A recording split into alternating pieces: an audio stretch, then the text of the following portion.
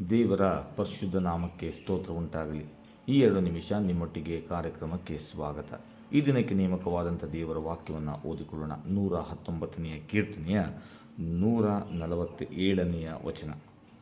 ಅರುಣೋದಯದಲ್ಲಿ ಎದ್ದು ಮೊರೆಯಿಟ್ಟೆನು, ನಿನ್ನ ವಾಕ್ಯವನ್ನು ನಿರೀಕ್ಷಿಸಿಕೊಂಡಿದ್ದೇನೆ ಎಂಬುವಂಥದ್ದೇ.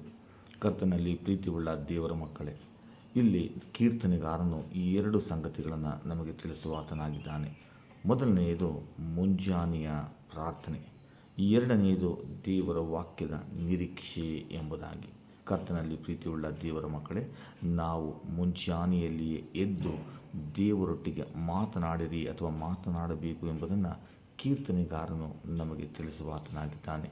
ಹೀಗಿರುವುದರಿಂದ ನಾನು ಮತ್ತು ನೀವುಗಳು ದಿನವೆಲ್ಲ ನಮ್ಮ ಕೆಲಸ ಕಾರ್ಯಗಳಲ್ಲಿ ನಾವು ನಿರತರಾಗಿರುತ್ತೇವೆ. ಹಾಗಾದರೆ ನಾವು ದೇವರೊಟ್ಟಿಗೆ ಮಾತನಾಡುವುದಕ್ಕೆ ಯಾವಾಗ ಸಮಯವಿದೆ?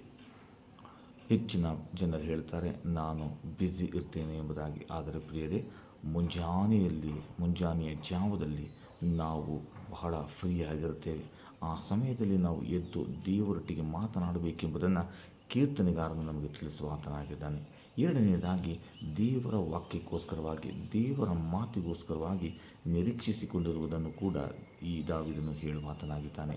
ನಾನು ಮತ್ತು ನೀವುಗಳು ಮುಂಜಾನೆಯಲ್ಲಿ ಎದ್ದು ದೇವರೊಟ್ಟಿಗೆ ಮಾತನಾಡುವಾಗ ದೇವರು ತನ್ನ ವಾಕ್ಯದ ಮುಖಾಂತರವಾಗಿ ನಮ್ಮೊಟ್ಟಿಗೆ ಮಾತನಾಡುವ ಆತನಾಗಿದ್ದಾನೆ ಎಂಬುದನ್ನು ಈ ವಾಕ್ಯದ ಮುಖಾಂತರವಾಗಿ ದಾವೀದನು ನಮಗೆ ಸ್ಪಷ್ಟಪಡಿಸುವ ಆತನಾಗಿದ್ದಾನೆ. ಪ್ರಿಯರೇ, ನಾನು ಮತ್ತು ನೀವುಗಳು ಪ್ರಾರ್ಥನಾ ಪರ ವ್ಯಕ್ತಿಗಳಾಗಿರಬೇಕು. ಪ್ರಾರ್ಥನಾ ವೀರರು, ಪ್ರಾರ್ಥನಾ ಶೂರರು ಆಗಿದ್ದುಕೊಂಡು ನಾವು ಜೀವಿಸುವಂಥದ್ದು ಬಹಳ ಪ್ರಾಮುಖ್ಯವಾದಂಥವು.